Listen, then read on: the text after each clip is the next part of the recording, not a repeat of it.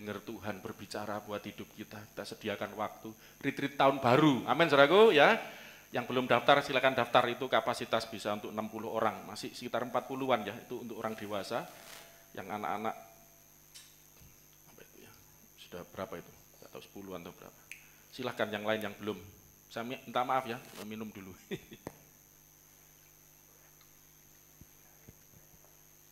Oke, puji Tuhan. Kita akan kembali belajar firman Tuhan. Saya lanjutkan pelajaran minggu lalu, makanya judulnya saya berikan judul lanjutan tentang firman sebagai benih kehidupan kita. Penting banget ini, kita ngerti Yesus itu sebagai sang firman untuk bisa mengerti tentang Tritunggal, tentang Allah kita. Ya, Yesus itu Allah, tapi dia bukan Bapa. Dia Allah sang firman ya, firmannya Bapa, yang disebut juga anaknya Bapa, anak Allah, karena firman itu, anak itu adalah firman. Nanti minggu depan saya akan konklusikan ya tentang, saya simpulkan tentang Yesus sebagai sang firman. Kenapa disebut anak juga ya, karena dia yang melakukan segala pekerjaan Bapa. Dan hari ini kita akan belajar lebih fokus ya kepada firman sebagai benih kehidupan, di mana kita sudah belajar minggu lalu bahwa kita perlu untuk dihidupkan kembali. Amin, saudaraku.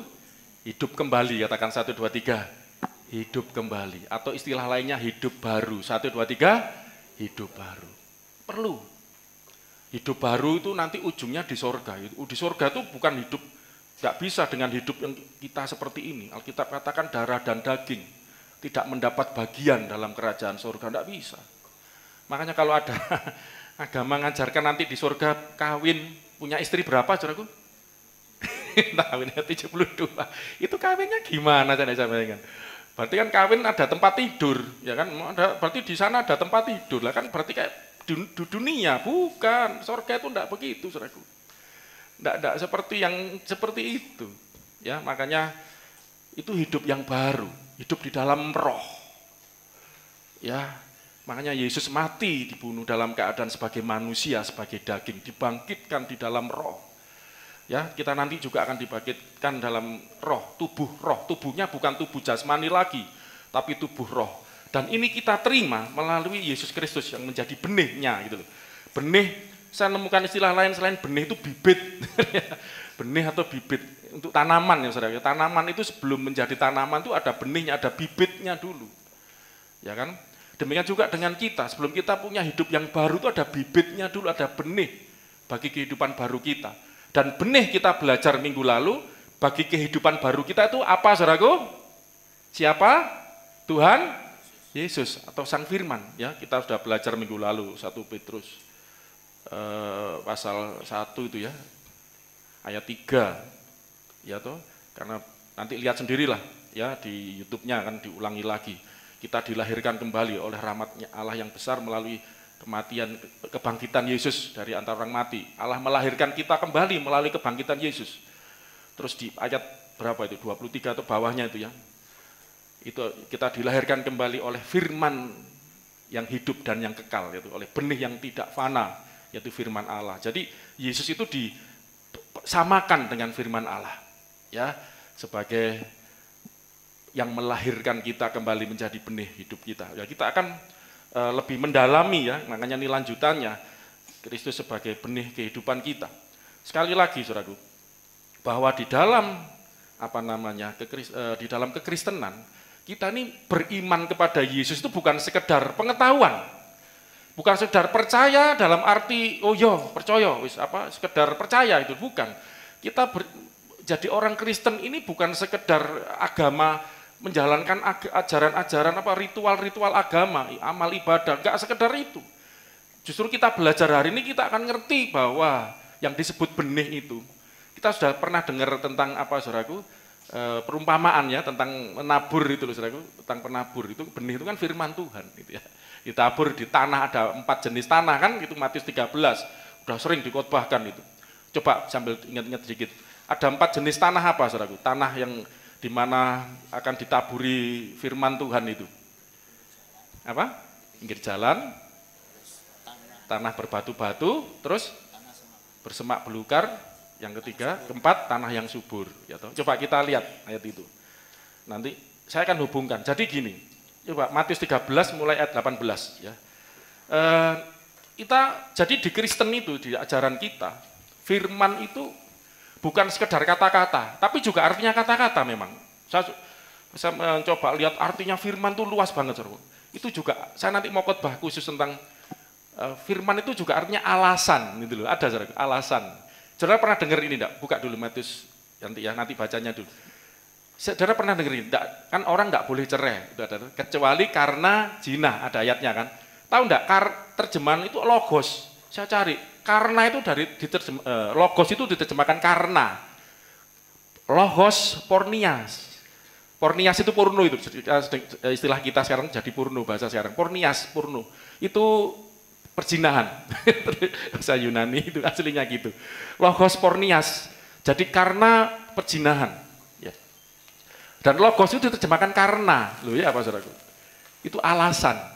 Nanti asik gitu belajar itu saudaraku ya. Jadi logos itu bukan sekedar kata-kata, itu juga jawaban, itu juga alasan. Mengapa gitu loh. Itu bagus.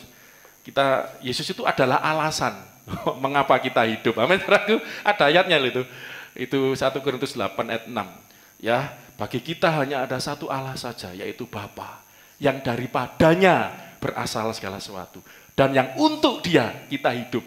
Dan yang kedua, dan bagi kita hanya satu Tuhan saja, yaitu Yesus Kristus. Nah, ini yang olehnya segala sesuatu dijadikan dan karena Dia gitu loh, kita hidup. Jadi kita bisa hidup tuh alasannya adalah karena Tuhan Yesus. Logos itu artinya jadi penunjang hidup kita, saudaraku. Makanya tapi nanti minggu depan saya akan batasi sampai di situ lah. Kalau belajar firman tidak habis-habis, maksudnya pengertian tentang firman. Ini disetel lagi Mas juga. Ini kan baru pertama. Triple-nya middle-nya dikurangi kayaknya. Terlalu middle suaranya. Ya, puji Tuhan. Jadi treble-nya aja yang dinaikkan, middle-nya agak dikurangi. Middle itu suara tengah, saudara. Jadi kayak bang wong wong wong gitu ya. Tidak tahu di sini saya dengernya gitu. Treble-nya dinaikin. Ya, oke. Matius 8 dibaca mulai ayat 18. Matius 13 ayat 18. Sorry, 13 18. Ya. Karena itu, dengarlah arti perumpamaan penabur itu. Ya, yang dikatakan. Apa artinya? Ini kepada setiap orang yang mendengar firman tentang kerajaan sorga. Setiap orang yang dengar tentang firman tentang apa? Firman tentang kerajaan sorga. Nah, di sini firman ini artinya perkataan. Jadi saudara harus ngerti dulu ya, firman itu di dalam Alkitab, di dalam kekristenan itu bisa dua arti. Ya tadi kan maksudnya secara garis besar perkataan, yang satunya menunjuk kepada pribadi Yesus. Ya, harus bisa membedakan. Ini bicara tentang perkataan.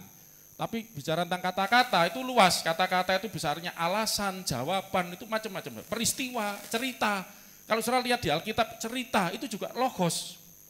Logos juga. Lain kali, cuman kalau saya ngajarkan itu nanti kayak pelajaran. Jadi khotbahnya kayak pelajaran. Itu saya sudah sudah buat, saya cari bahasa aslinya, saya kumpulkan artinya ini, artinya ada sudah. Panjang itu juga. Macam-macam jadi artinya ya logos itu ya. Dan kita supaya ngerti, artinya hikmat juga, cerita, itu juga artinya logos, ada cerita, tentang cerita, dan cerita tentang Yesus itu, amin saudaraku, logos itu cerita tentang Yesus. Firman, perkataan, ya cerita, tentang kerajaan surga. Ya kan, Anda dengar saya khotbah gini kan, ini kan cerita, saya sedang menceritakan tentang kerajaan Allah. Ketika Anda mendengar tentang firman tentang kerajaan surga ini, tetapi tidak mengertinya. Alamat ini, nggak ngerti. Saudara, hati-hati loh saudaraku. Kemarin Chandra sharing-sharing sama saya juga belum lihat sih ada namanya Elia ya lagi viral apa itu jelaskan disikat sana sini ya.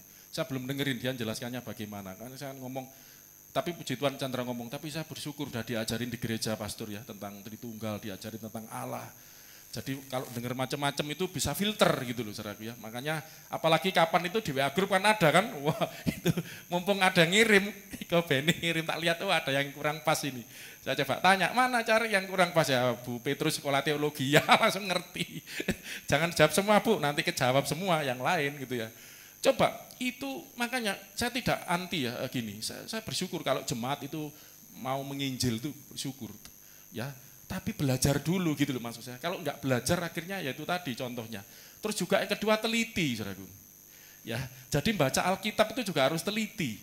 Coba ayat itu sedikit ya sambil intermezzo biar kita ini pemanasan dulu.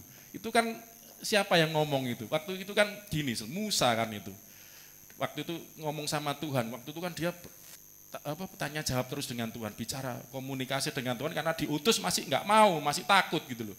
Terus Musa tanya, ya bagus Mas juga ini, lumayan. Tanya gini, kalau nanti mereka bertanya siapa yang ngutus kamu? Aku harus jawab gimana? Musa tanya sama Tuhan, terus Tuhan jawab itulah, akulah aku. Ya toh, itu di kitab tulis besar semua biar ngerti, akulah aku itu bicara Tuhan. Akulah aku yang mengutus aku kepadamu. Ini kan itu yang nafsirkan di TikTok itu, makanya Kristen itu jangan Kristen TikTok. Ya, iman Anda jangan dibangun di atas dasar TikTok. Karena yang ngomong di TikTok macam-macam, iman kita dibangun di atas dasar firman Tuhan, amin, kebenaran Alkitab. Dan akulah aku yang mengutus aku kepadamu. Loh, itu kan akhirnya diterjemahkan apa?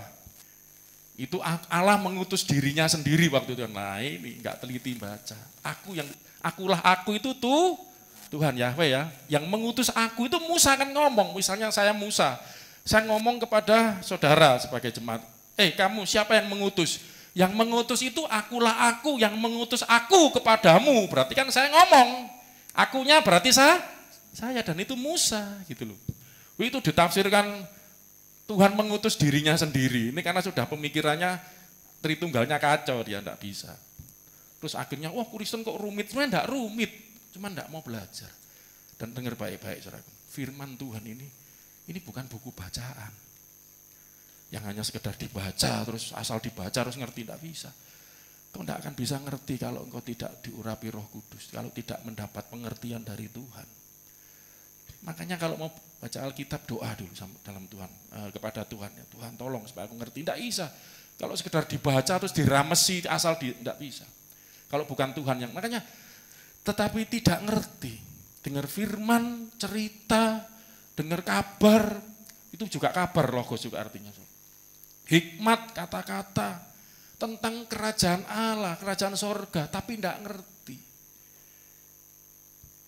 Dan ini yang terjadi nanti. Cuman maksud saya Anda kalau mau ngerti, tidak sulit sebetulnya. Bukan karena kita pinter, tidak harus profesor doktor. Maaf, profesor doktor pun belum tentu ngerti. Buktinya apa? Ateis-ateis itu kan profesor doktor, orang pinter-pinter. Ya kan? Belum tentu saudaraku. Makanya sekalipun saudara tidak sekolah pun, saudara pendidikan rendah, maaf ya misalnya. Tapi kalau Tuhan mengurapi kita jadi ngerti saudaraku. Amin. Karena ini bicara ini dari Tuhan, dari sorga. Ya, diberitakan dalam hidup kita. Ini yang pertama, kalau orang dengar firman, tidak ngerti apa yang terjadi. Datanglah si jahat dan merampas yang ditaburkan dalam hati orang itu. Datanglah, ini juga disetel. Suaranya Mas Paulus ini. Paulus ini agak kurang, tidak apa-apa. Datanglah si jahat. Si jahat ini diabolos. Diabolos itu setan, iblis bahasa Yunaninya ya. Merampas yang ditaburkan dalam hati. Jadi tanah itu bicara hati. Ditabur benih, bibit. Tapi datang diabolos itu nanti digambarkan apa di atas? Burung ya. Ada burung terus ngambil dimakan benih tadi, tidak sempat tumbuh.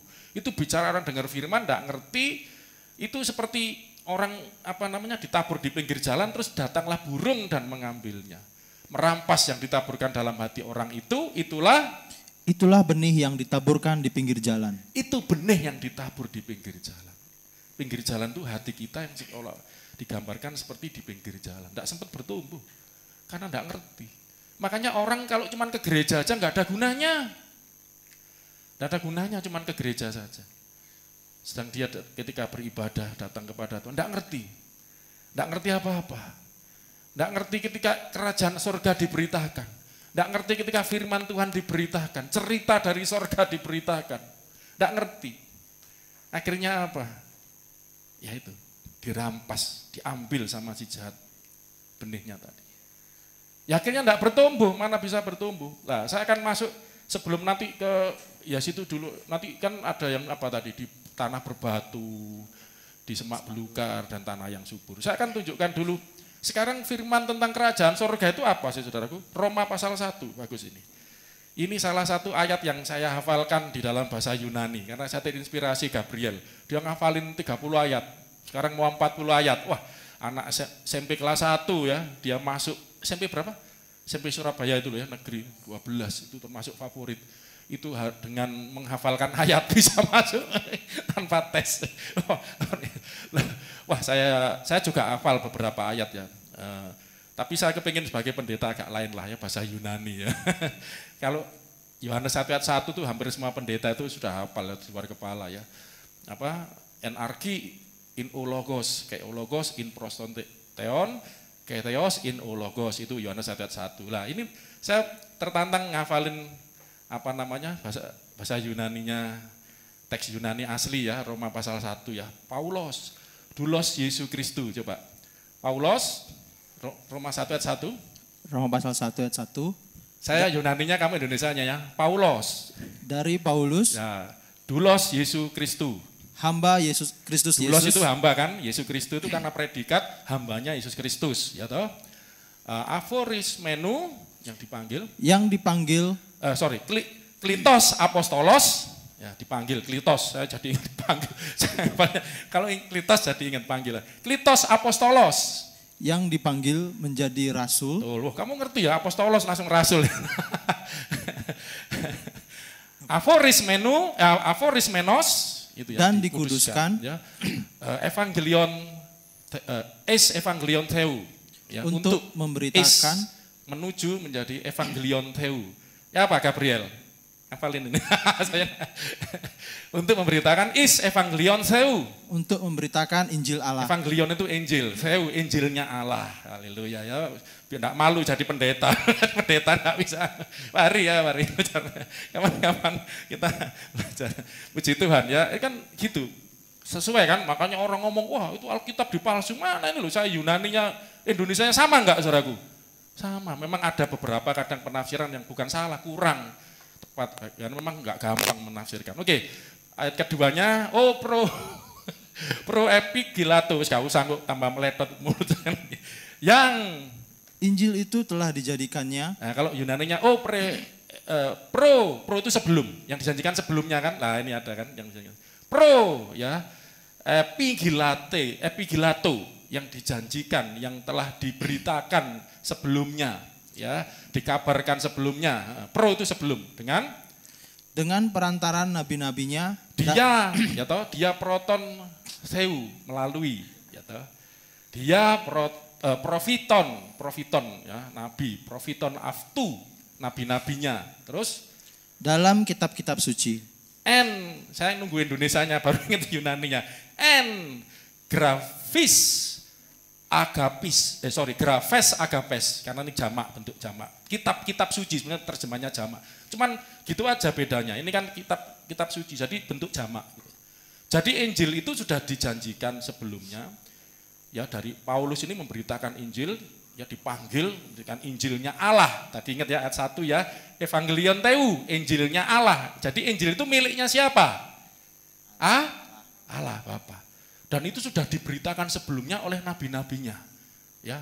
Ton profiton aftu, nabi-nabinya. Dalam ya kitab-kitab suci yang kita lihat Perjanjian Lama itu loh saudaraku, ya sudah diberitakan sebelumnya. Terus ayat ketiga tentang anaknya. Dan Injil itu ternyata tentang apa saudaraku? Anaknya, tentang Yesus, ya, yang menurut daging diperanakkan dari keturunan Daud. Secara daging, kata sarka itu daging, menurut daging, ya diperanakkan dari keturunannya Daud, spermatos David. Itu anak itu sperma dari benihnya Daud. Secara daging kan dari keturunan Daud. Sampai Yusuf, Maria, itu turunan Daud. Secara daging. Terus secara roh? Dan menurut roh, kekudusan. Kata pneumatosnya, ya, menurut roh. Kekudusan dinyatakan oleh kebangkitannya dari antara orang mati. Bahwa ia adalah anak Allah yang berkuasa, Yesus Kristus Tuhan kita. Jadi secara daging dari benihnya Daud, Dan secara roh yang kudus, roh kekudusan, roh yang bersifat kudus, saya lihat bahasa Yunaninya itu.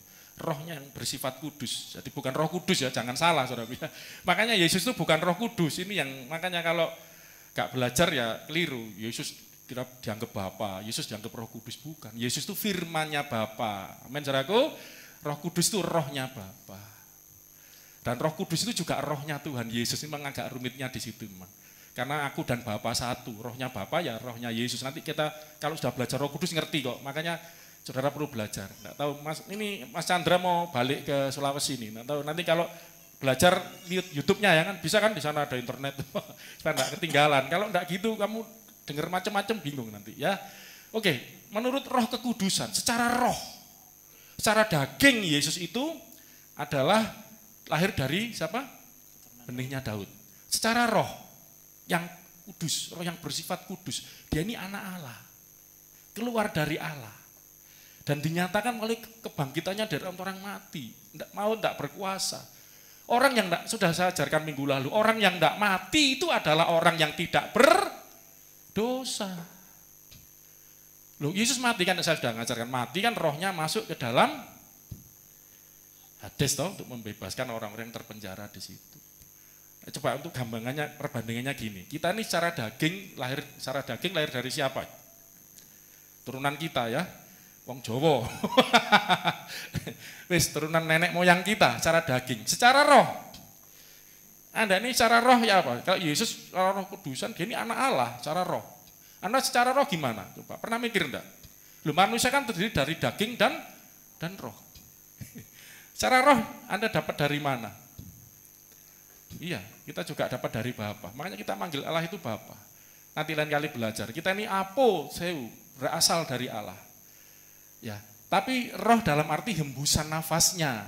Ketika manusia tercipta dari debu tanah, terus dihembusi nafas Allah, Roh Kudus, jadi hidup. Kita ya gitu, dagingnya kita dari orang tua kita bisa hidup karena ada hembusan nafas Allah. Jadi dapat nafas hidup, tapi itu berupa nafas hidup. Nah, Yesus ini secara roh tidak seperti kita seperti itu manusia biasa. Tapi dia keluar dari Allah ya, itu lain kali kita belajar. Tapi kita ngerti bahwa firman tentang kerajaan sorga, tentang Injil, saya agak kelewatan ayat ini ya. Coba buka ini. Matius tentang Injil yang diberitakan itu adalah Injil kerajaan. Mana tadi? Kita lihat Matius pasal 9. Yesus berjalan berkeliling. Ya, ayat berapa itu? 9. Yang biasa ngapalkan Matius 9 itu berapa? Mas Yuga itu, ayo. Yesus berjalan berkeliling, Matius 9, menyembuhkan banyak orang sakit, memberitakan Injil kerajaan sorga. Ayat terakhir itu. Matius 9 ayat 35. Ya. Matius 9 35. Matius 9 ayat 35. Demikianlah Yesus berkeliling ke semua kota dan desa. Ia mengajar dalam rumah-rumah ibadat. Jadi Yesus itu berkeliling dari kota ke desa, keliling. Jadi penginjil pertama itu Yesus. Penginjil, keliling ke kota ke desa, mengajar rumah-rumah ibadat dan memberitakan Injil kerajaan sorga. Memberitakan Injil. Injil itu artinya kabar baik. Evangelion itu artinya kabar, berita. Kalau sekarang kayak koran gitu. Ya news, kabar, tapi baik, ada baiknya. Kabar yang baik, bukan kabar buruk. Kabar, cerita yang baik tentang kerajaan sorga. Injil kerajaan sorga. Jadi firman tentang kerajaan sorga. Berita tentang kerajaan sorga, atau Injil. Serta melenyapkan segala penyakit dan kelemahan. Jadi Yesus itu memberi teladan kita, dia keliling kota, keliling desa, mengajar, memberitakan Injil, dan menyembuhkan banyak orang sakit. Loh, ini pernah mikir enggak? Ini ambil belajar, kenapa Yesus kok? Tadi Injil itu tentang siapa? Pelan-pelan ya, Injil itu Injilnya siapa? Injil miliknya siapa? Injilnya siapa? Injil Allah, Evangelion Seu tadi loh. Itu Injilnya Allah. Tapi Injilnya Allah ini isinya apa? Lah gitu loh. Injil itu tentang ya tahu anaknya, Wiosteu. Anaknya. Bahasa Yunani itu gitu, Saudara. Subjek, predikat. Predikat itu mengikuti subjek. Lain kali lah daripada belajar bahasa Yunani. Ya anaknya, anak Allah, Wios aftu, anaknya, anak dia. Dia itu Allah. Injil itu tentang anak Allah, tentang Yesus. Nah Yesus sendiri memberitakan Injil. Bisa jawab enggak ini? Coba. Bisa jawab enggak? Yesus itu adalah Injil. Nah, saudara muslim itu soalnya keliru, maaf. Mereka nganggap, makanya beda. Nabi kan nerima wahyu, gitu. Musa nerima Taurat.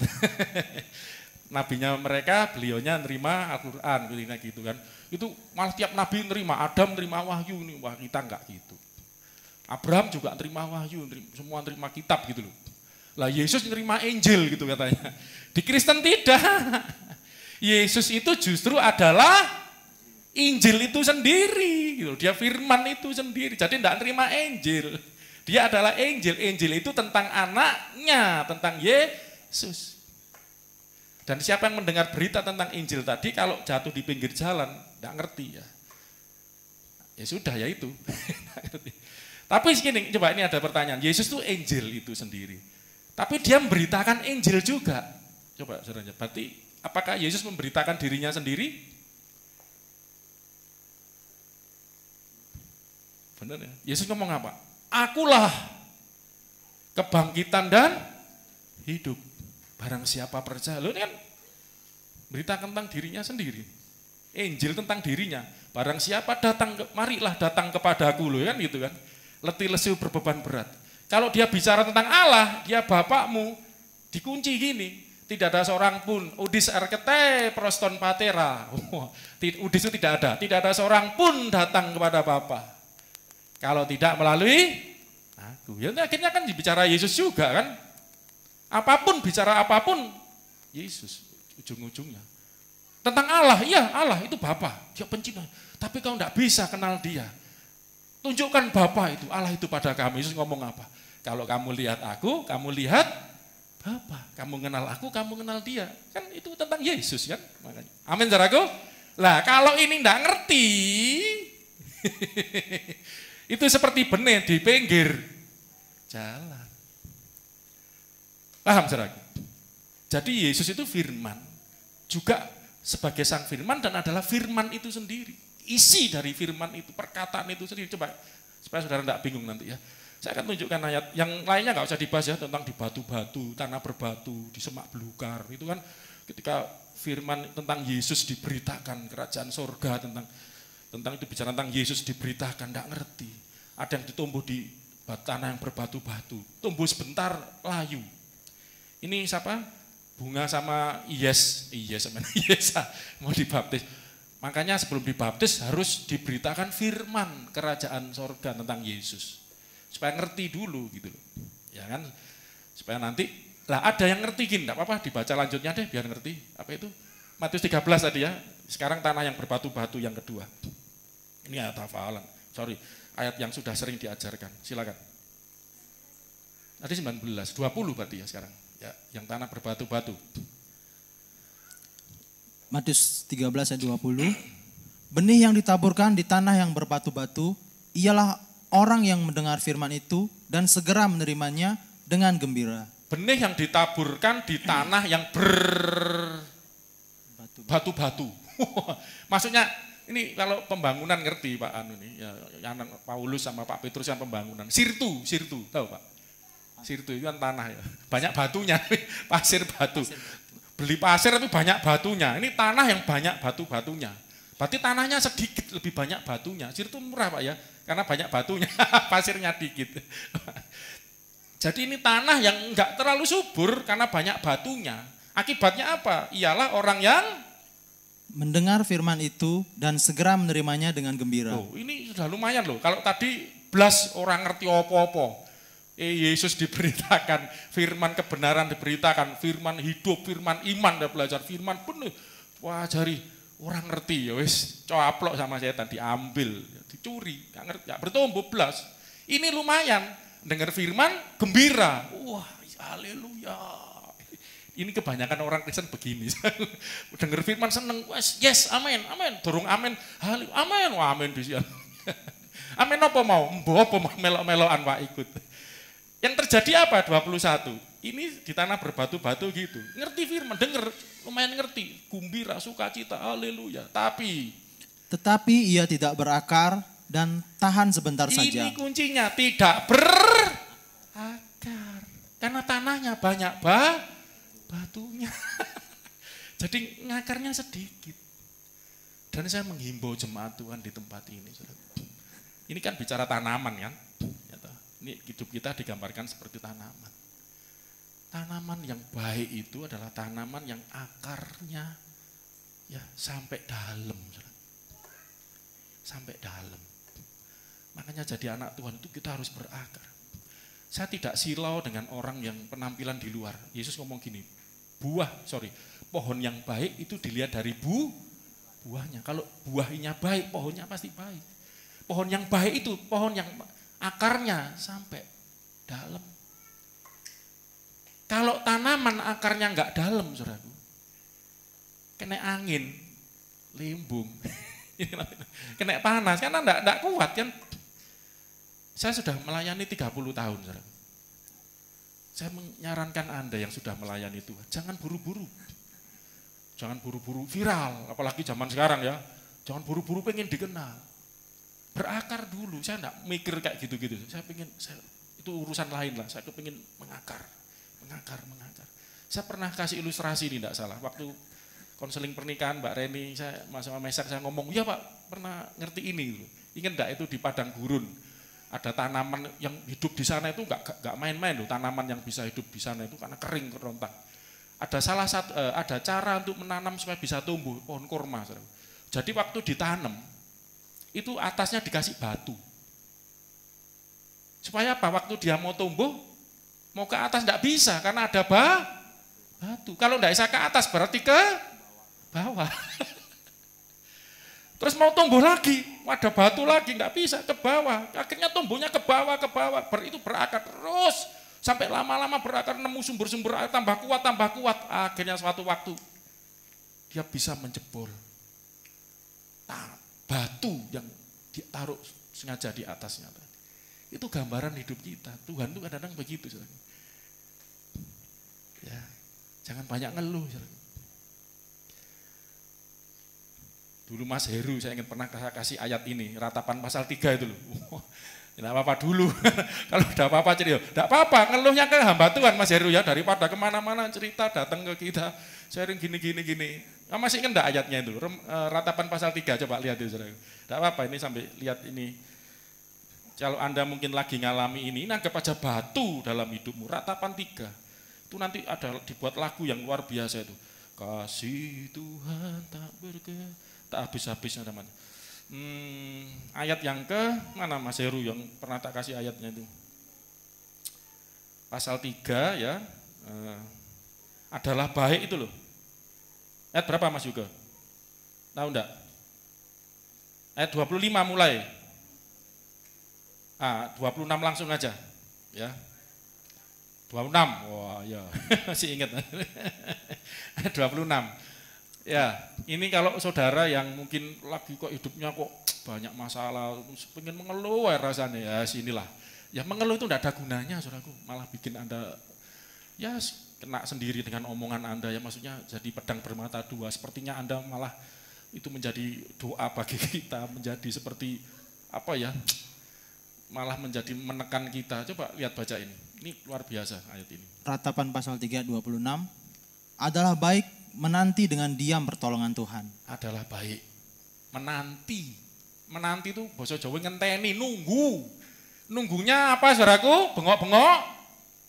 Teriak-teriak, menanti dengan diam. Diam itu ya apa saudaraku? Diam itu diam itu mulutnya dikunci gini loh saudaraku. Terus gak usah benger-benger. Ini bahasa Jerman, gak usah bengok-bengok, gak usah teriak, kunci mulutnya, diem. Enteni ae nunggu pertolongan Tuhan dengan diam itu adalah baik. Nunggunya ya nunggu, tapi mbek bengok-bengok gak apik. Adalah baik menanti dengan diam pertolongan Tuhan. Terus ayat 27 ini belum selesai, ini wocon ngisore neh, sangar teman-teman.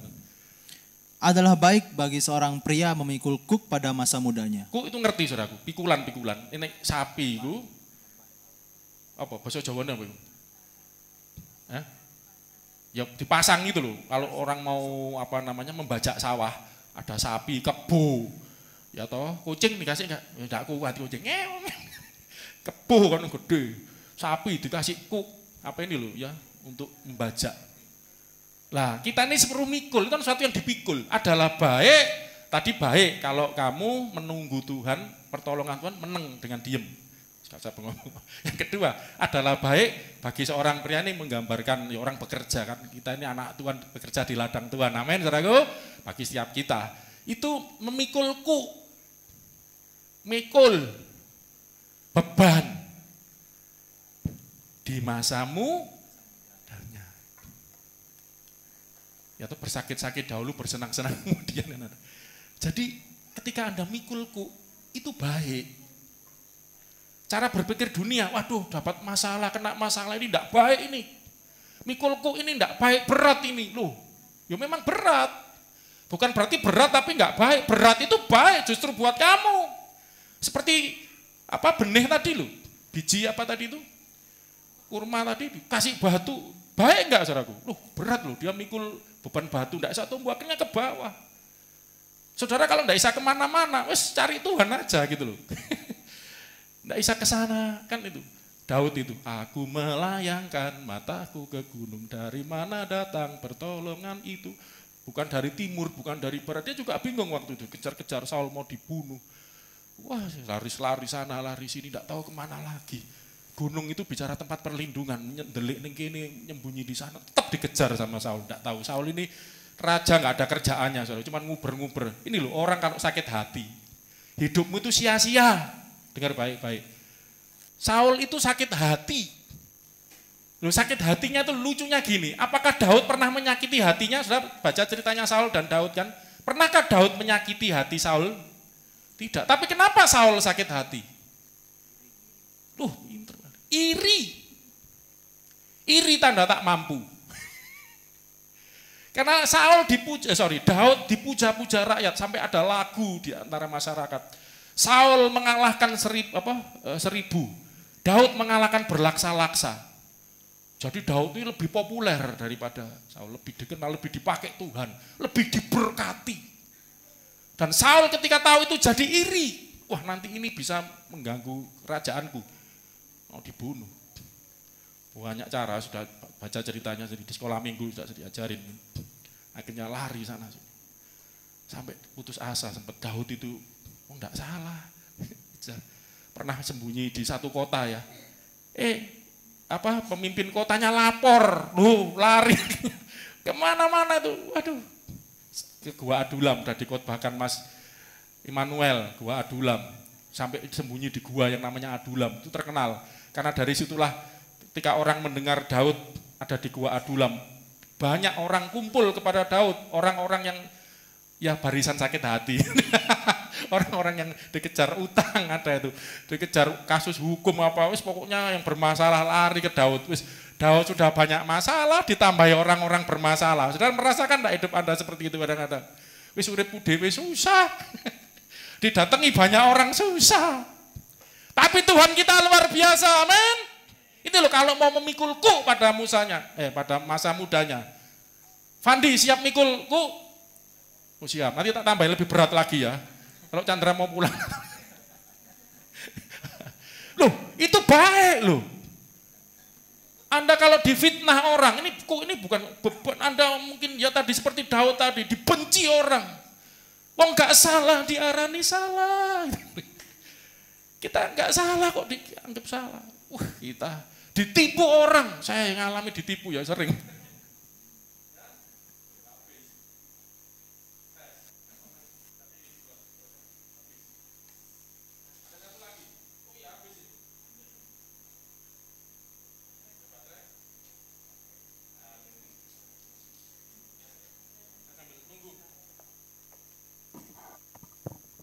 Tes ya sambil nunggu disiapin. Ya, jadi itulah Daud. Sambil disetel Mas juga, yang ini suaranya. Ini agak bahasa Jermannya bindeng.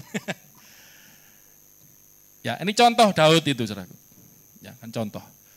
Lah maksud saya gini loh, ketika Anda mendengar benih firman Tuhan, ini kan firman Tuhan, firman tentang Yesus. Yesus sudah ngasih teladan buat kita, dia menderita. Lihat, Yesus menderita, mikul kuk. Justru dengan memikul kuk, menderita, ya di kayu salib, mati, bangkit, mengalami kemuliaan ya saudara, dan melalui kebangkitan Yesus, kematian kebangkitannya kita menerima berkat ya keselamatan. Coba baca terusnya, 28, belum selesai loh saudara. Saya mau agak mendramatisir biar Anda ngerti, ini menggambarkan hidup kita. Kita mikulku, kita mikul penderitaan ya. Jadi saudara dengar firman itu jangan cari enaknya saja. Tadi kan yang dengar firman yang di tanah berbatu-batu itu orang mendengar firman senang, gembira. Saudara kalau dengar khotbah jangan senang yang cuma cari guyonnya saja. Wah saya senang pendeta itu lucu ya. Cuman hahaha toh. Itu nanti saya tunjukkan orang yang dengar firman gembira, senang itu nanti seperti apa. Ya bukan berarti tidak boleh gembira ya. Kalau cuma sekedar cari seneng-senengnya, cari lucu-lucuannya, ya saya kadang-kadang bercanda ini untuk ya supaya suasana aja sih, supaya tambah suasana. Tapi bukan sengaja gitu ya saudara. Cari apa lucu-lucu, enggak, saya enggak. Bukan berarti lucu nggak boleh ya. Kalau Pak Hari ini nggak usah sudah lucu Pak Hari. Baru tampil aja udah ketawa saya. Nanti minggu depan mulai saya jadwalkan beberapa saudara-saudara yang saya tahu Tuhan juga pakai. Ya jadi nanti mungkin sebulan sekali nanti saya berikan buat beberapa saudara. Biarlah ia duduk sendirian dan berdiam diri kalau Tuhan membebankannya. Siapa yang membebankanku ini tadi saudaraku? Tuhan. Jadi saudara jangan berpikir jadi orang Kristen itu manja. Jadi orang Kristen cuma cari enaknya saja. Kena masalah dikit, kena diomongin enggak enak dikit, Ada salaman, istri saya pernah. Orang itu loh kalau tiap salaman sama aku, bukan di sini, dia kan ada, sudah saya ngomong di mana itu. Sambil nggak lihat, sambil ngomong sama temennya itu. Wow, tapi dia sudah terbentuk, nggak apa-apa ya. Gitu aja loh, disalami, nggak sempat dilihat. Ya puji Tuhan, bentar ya saya. Kamu pasangkan belakang. Topinya bagus ya Mas Heru ya. Topi bareta. Ini loh, tempel di sini ya. Ya toh? Jadi saudara pernah enggak disalami orang terus orangnya apa namanya? Pasangin. Orangnya enggak ya. Ini kebalik. Kamu deketi pendeta kena urapannya nanti, haleluya. Mengalir. Setiap perkara kecil dulu ya. Oh, memang rindu melayani. Kamu sekarang bagian seksi sibuk dulu ya. Sibuk sana, sibuk sini. Puji Tuhan. Ya. Dapat 4 kok kemarin ya. Jadi kita ini kemarin waktu beli ini, puji Tuhan. Ada yang sambil ngetes ini ya, memang nyoba. Ada yang pakai di klip sini. Puji Tuhan. Ya saya lanjut. Jadi sampai mana tadi? Sampai mana? Ya dibebankan sama Tuhan, Tuhan yang membebankan. Jadi memang itu jadi gini, jadi orang Kristen itu jangan cuma cari enaknya doang. Kalau berkat oke, harta berkat melimpah oke. Wah, tapi ketika beban, pergumulan, ada ayatnya loh. Tuhan itu kadang izinkan 1 Petrus. Dia katakan begini, kalau kita menderita karena Kristus itu adalah kasih karunia, gitu loh. Menderita karena Kristus. Yesus pun menderita, memberi teladan. Kita pun juga ikut bagian dalam penderitaannya. Tapi penderitaan bukan karena dosa, itu yang penting. Rasul Petrus ingetin. Kalau kamu menderita karena dosa, ya bertobat gitu loh. Tapi ini menderita karena memang latihan. Menderita dari Tuhan ini sebagai bentuk pendidikan kita. Sebagai bentuk pembentukan kita. Biarlah ia duduk sendirian. Loh, ya apa saudaraku? Duduk enggak cari teman.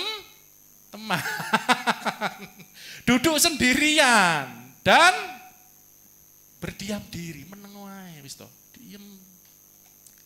Kalau Tuhan membebankannya, terima, diem. Coba mulai sekarang pulang dari sini, saudara. Kalau Anda merasakan Tuhan sedang menaruh beban-beban itu, bukan Tuhan jahat, Tuhan tidak sayang kita. Tuhan mau kau berakar ke bawah. Itu sampai bawahnya lagi ada, sampai kelesetan ini, baca terus bawahnya. Ini loh saudaraku. Mas Heru masih ingat ayat ini? Kan saya berikan kapan itu? Masih direnungkan sampai nanti kamu lulus dari ujian ini. Biarlah ia merebahkan diri dengan mukanya. Biarlah ia, orang yang lagi diproses Tuhan ini, diberi beban oleh Tuhan ini, duduk sendirian, berdiam diri, diem, pokoknya menanti dengan diam, meneng, berserah Tuhan, serah sakarmu, meneng. Biarlah ditambahi lagi, ini belum selesai loh saudaraku. Biarlah ia merendahkan diri dengan mukanya dalam debu. Raimu ditemplokno debu, bukan diwur-wuri ini bahasa Jawa, bukan pedaan pakai bedak debu, enggak. Mukamu tuh kamu suruhkan. Ini berarti merebahkan diri. Mereka punya orang Yahudi itu makanya itu loh, Yesus itu Islam.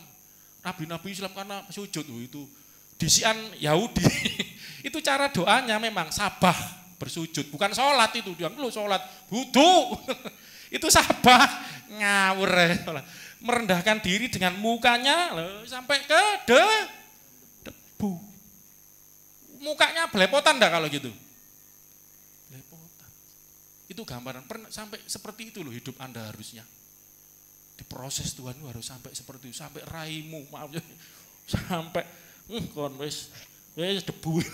Itu sudah menggambarkan keadaan yang sangat terpuruk, keadaan yang mungkin sangat-sangat ya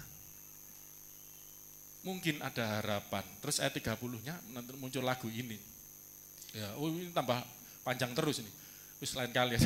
Biarlah ini makanya kalau berikan tampar pipi kiri beri pipi kanan itu ada ayatnya juga ini di ratapan ini. Coba sih baca sih. Biarlah ia memberikan pipi kepada yang menamparnya. Ditampar kayak kanan sisan. Tampar pipi kanan. Terus biarlah ia kenyang dengan cercaan. Wareg kenyang dengan caci maki, dihujat orang. Saya kemarin main seseorang ya sharing sudah wareg dikenyang sudah apa puji Tuhan itu prosesmu. Saya malah gitu.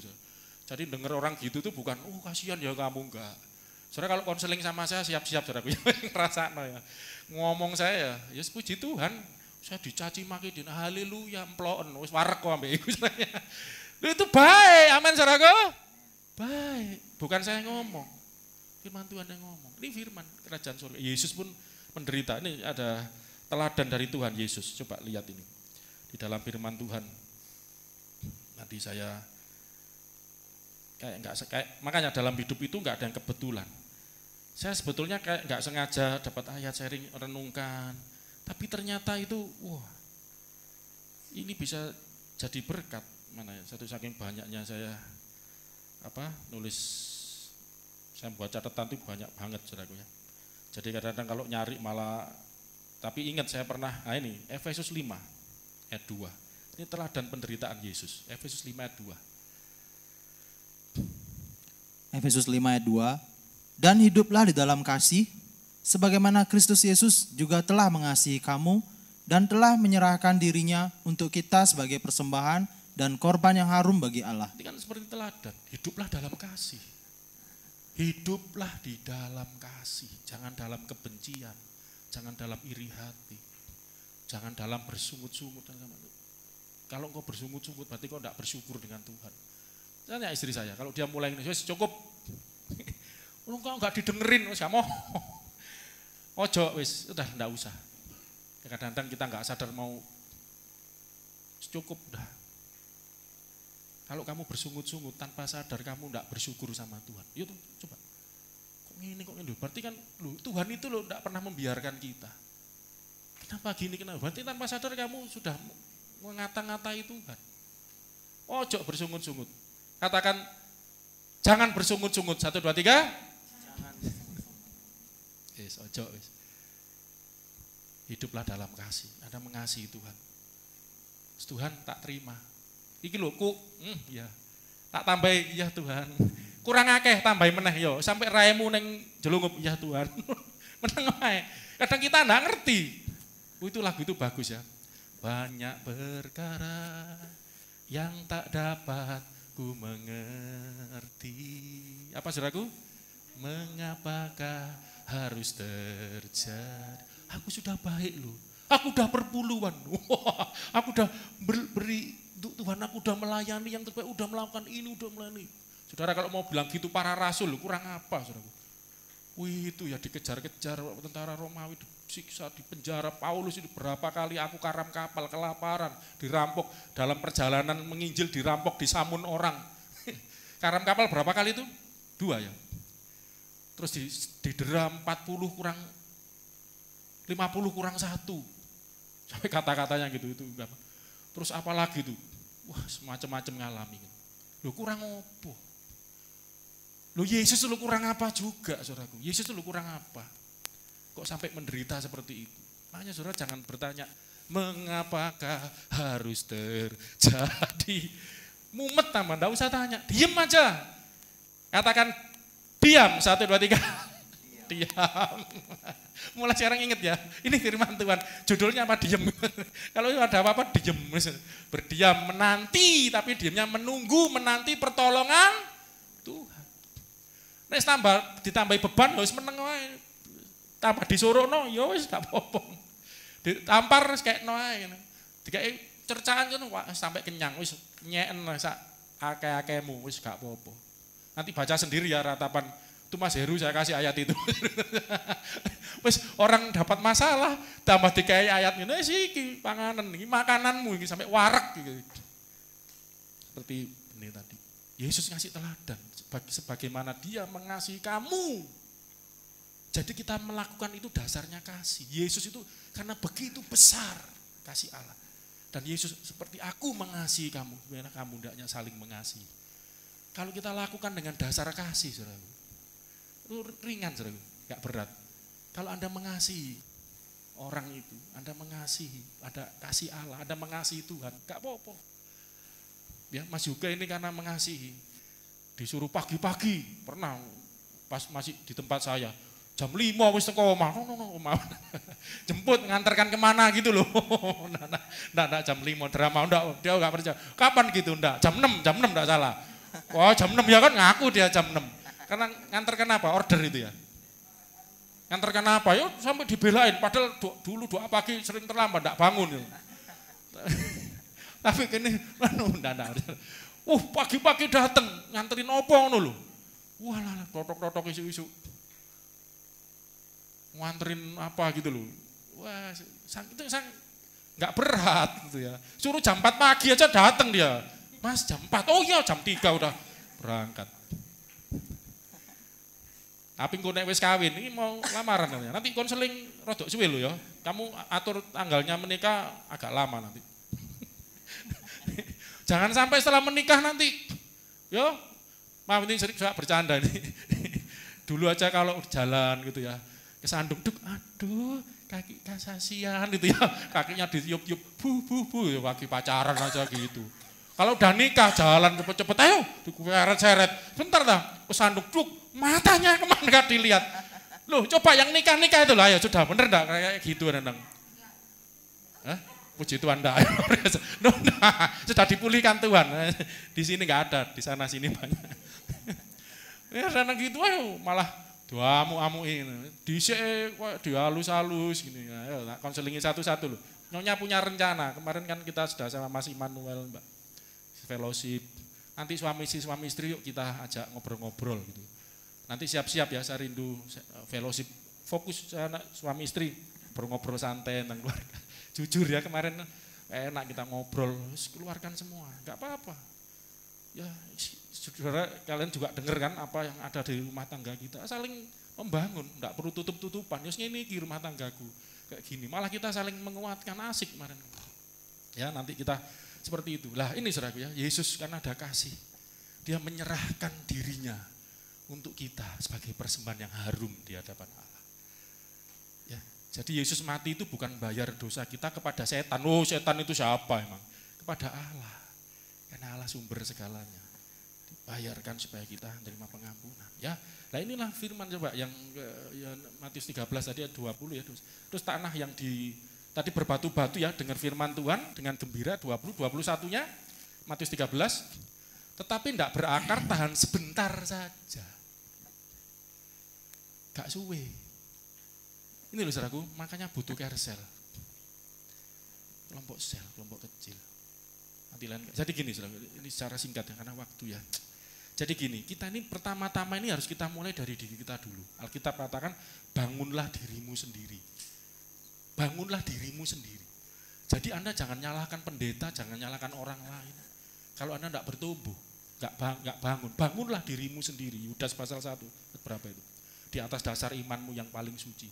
2 Korintus 3, Rasul Paulus katakan, kami para rasul memberikan dasar, yaitu Kristus, ya toh, dan kamu membangun di atasnya. Kita membangun. Bangunan hidupmu, rohanimu itu seperti apa?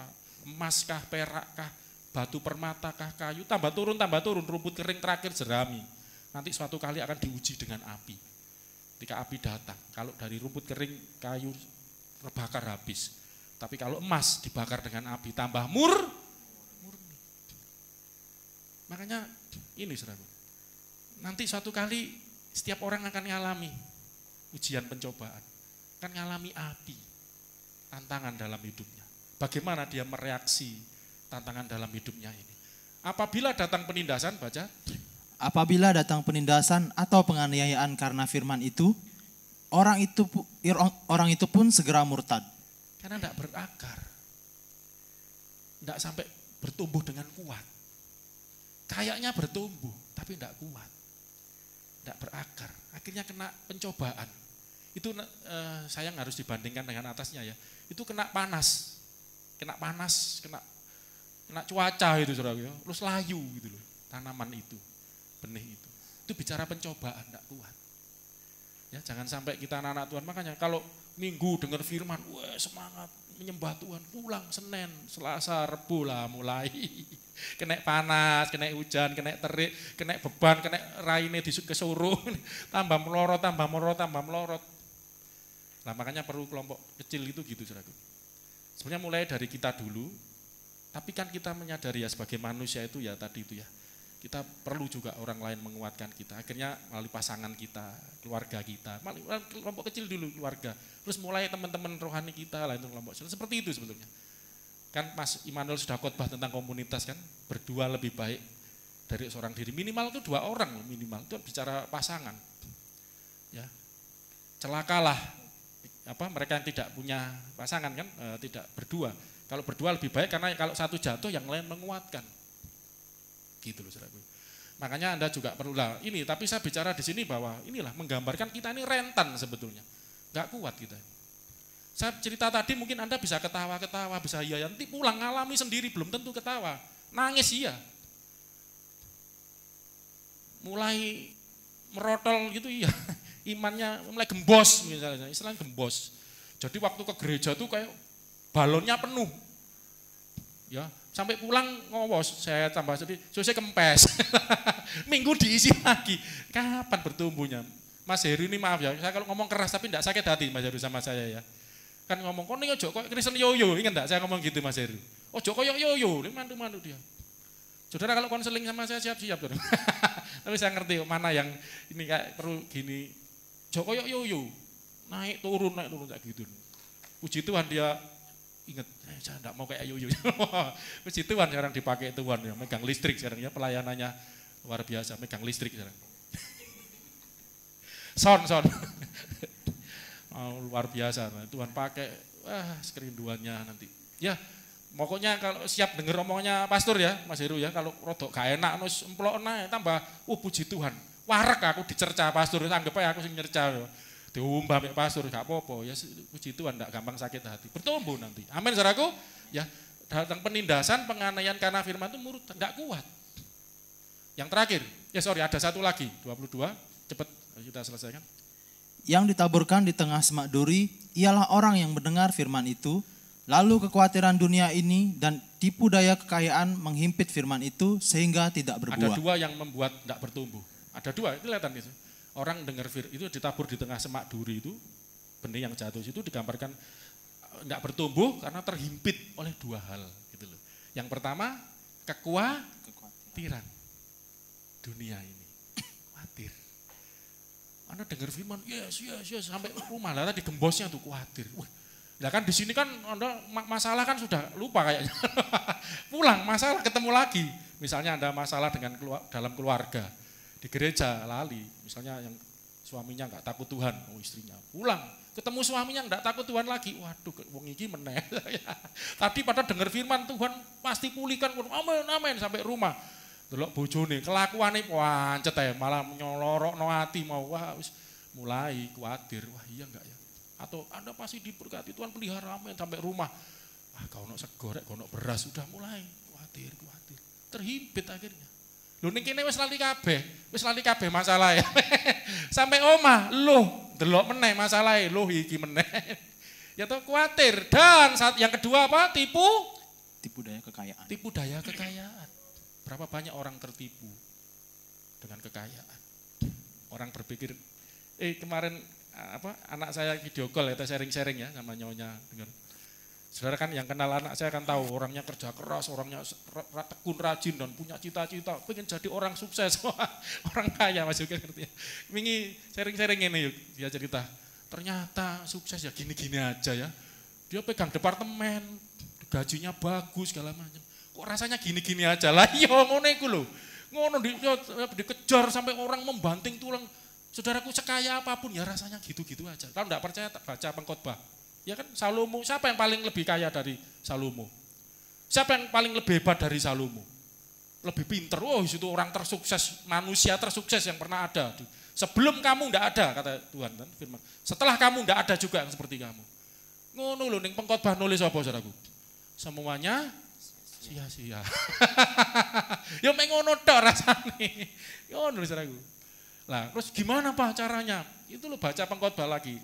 Saudara kalau yang pernah baca pengkhotbah, akhirnya Salomo menyimpulkan apa? Kalau gitu gimana? Semuanya sia-sia, pinter yo. Sia-sia.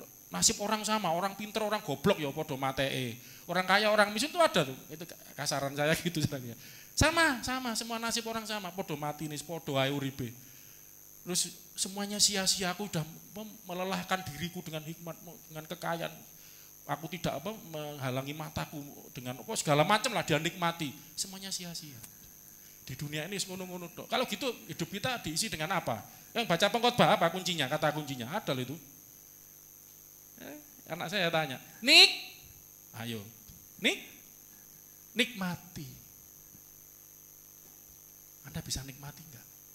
Penderitaan pun kalau Anda bisa nikmati, bojo koyo ngene, nikmatono. Apa? Dhisik pacaran ae sayange minta ampun setelah nikmati aja. Kerjaanmu nikmati aja. Gak ono kerjaan, nikmati aja. Lagi bisa, gak apa. Nikmati aja. Amin saudaraku? Nikmatilah. Itu ada itu. Dalam seumur hidupmu yang sia-sia, nikmati. Itu bersyukur itu maksudnya. Jangan kena tipu daya kekayaan, dengar firman terhimpit. Kekhawatiran, tipu daya kekayaan, orang berpikir kalau aku sih ngono-ngono. Terus nikmati aja. Syukuri aja. Terus terakhir ini yang enggak bertumbuh, yang bertumbuh. Satu ayat aja yang bertumbuh. Yang ditaburkan di tanah yang baik ialah orang yang mendengar firman itu dan mengerti, dan karena itu ia berbuah.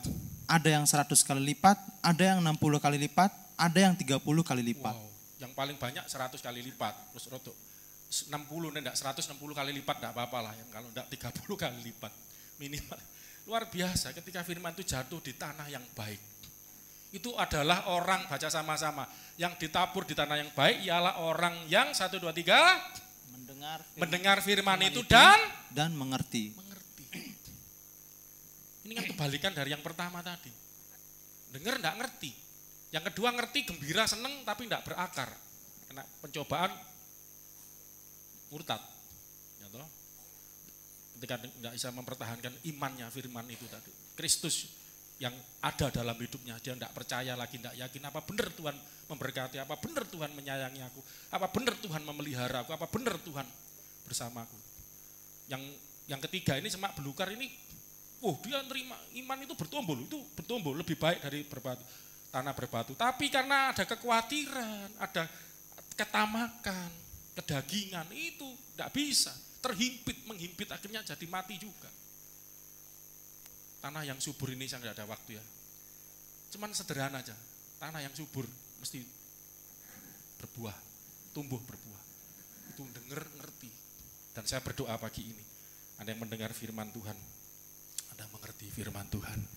sehingga bertumbuh dalam hidupmu dan akan berbuah buah dengan lebat 100 kali lipat, 60, 30 kali lipat. Mari kita berdoa. Ada perjamuan kudus.